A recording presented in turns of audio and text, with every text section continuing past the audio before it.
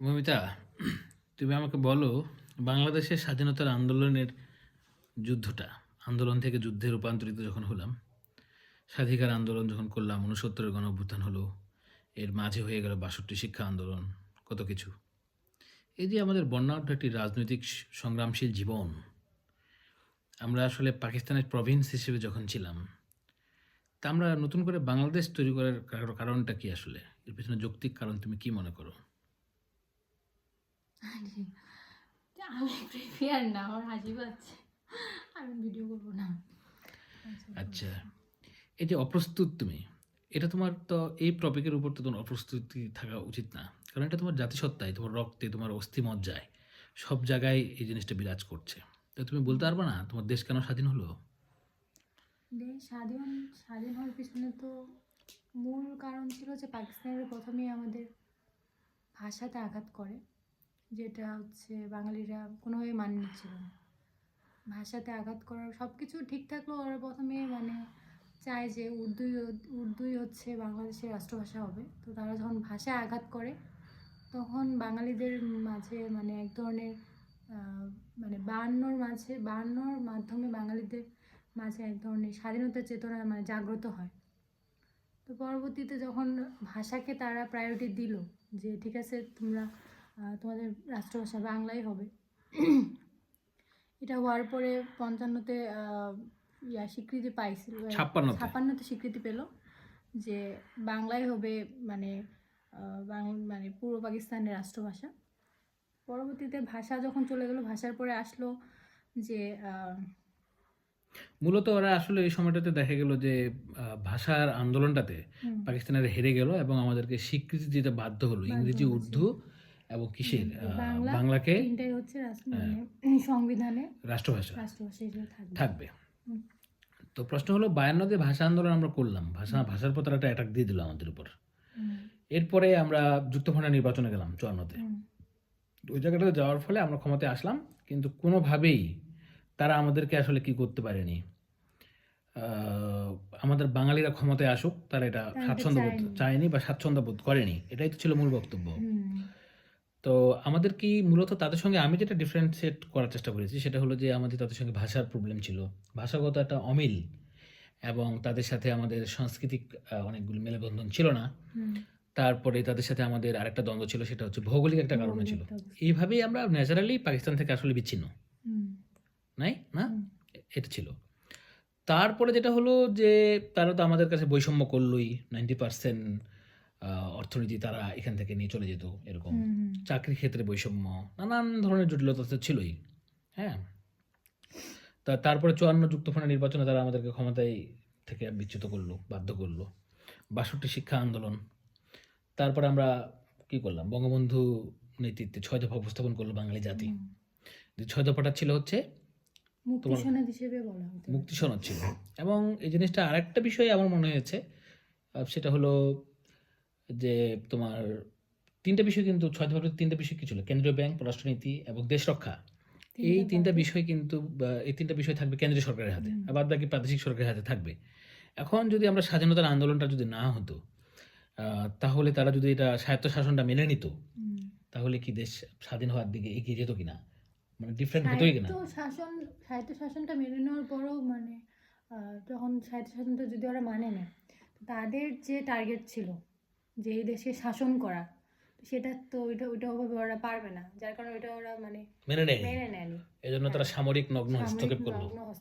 আর তারা বুঝতেই পেরেছিল যে যেহেতু বাঙালি 6 দফা দিয়ে দিছে, তাদের মাঝে একটা স্বাধীন চেতা একটা মনোভাব চলে আসছে। তো এটাকে মনে হয় না এক রাখা সম্ভব, একভাবে এক রাখা সম্ভব, সেটা হচ্ছে সামরিক নগ্ন হস্তক্ষেপ বা যুদ্ধের মাধ্যমে এ দেশকে দখল করে তারা শাসন প্রতিষ্ঠা করবে, এভাবেই।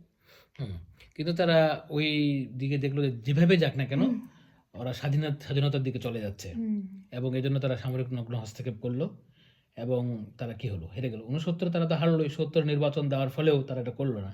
তা আলটিমেট আমাদের লক্ষ্য কি ছিল?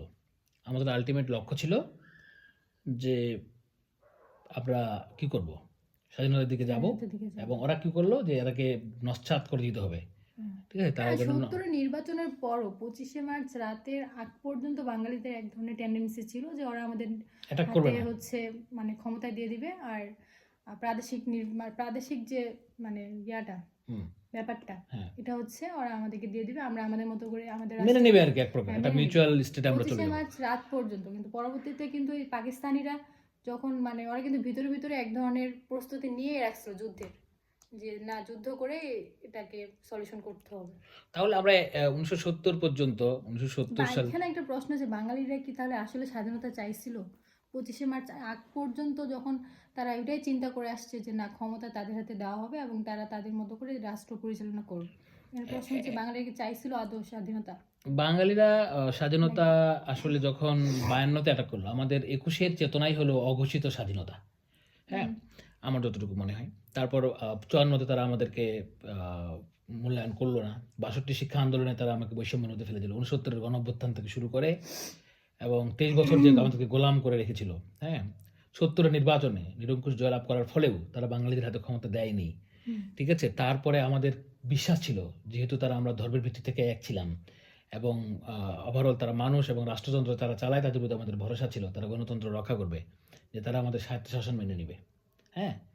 তো তারা এটা করলো না এবং আমাদের বিশ্বাস ভেঙে গেল।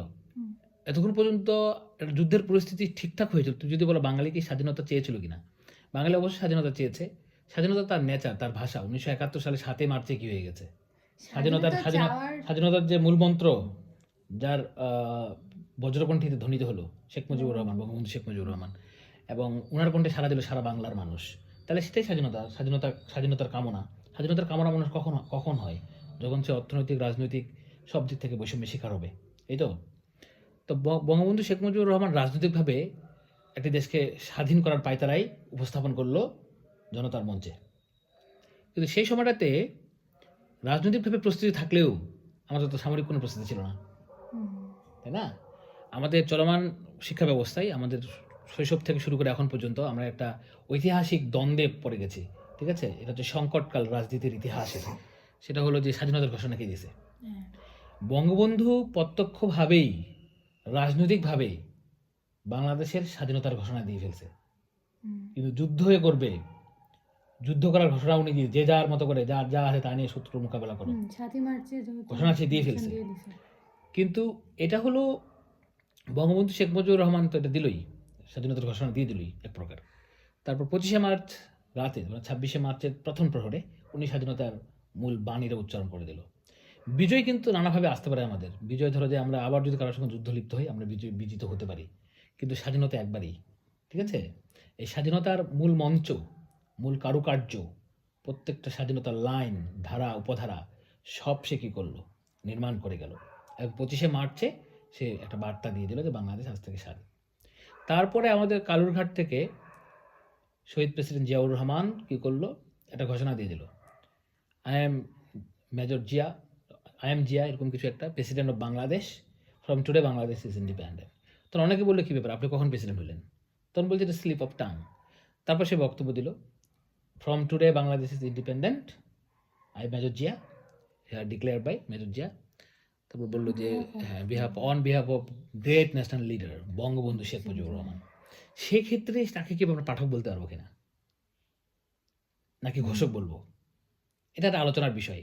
আমার দৃষ্টিকোণ থেকে মনে হয় বঙ্গবন্ধু রাজনৈতিকভাবে দেশটাকে চূড়ান্ত পর্যায়ে প্রস্তুতি করছে, এবং এর আরেকটা দিক প্রতিফলিত হয়েছে মেজর জিয়ার কণ্ঠে, স্বাধীনতার ঘোষণাটা, যেটাকে পাঠও বলা যায় না, আসলে ঘোষণাও বলা যায় না, ঠিক আছে। এটাকে সমন্বয় করেছে রাজনৈতিক প্রস্তুতির সাথে সামরিক যুদ্ধের একটা প্রস্তুতি তাদের ছিল, হ্যাঁ। তো এই জায়গাটাতে এখন অন্যান্য আরও তো 11টা সেক্টর কমান্ডার ছিল, ওদের কণ্ঠে তো ধ্বনিত হয়েছে, হয়তো পরে হয়েছে, কিন্তু আগুন দিছে কে, জিয়াউর রহমান, ঠিক আছে। তাহলে তাকে আমরা একজন অন্যতম ঘোষক হিসেবেও মেনে নিতে পারি। আশা করি আমরা আমাদের বাংলার যে ইতিহাসটা 47 থেকে 71 একটা সারমর্ম করতে পারছি নাকি। ঠিক আছে, থ্যাংক ইউ।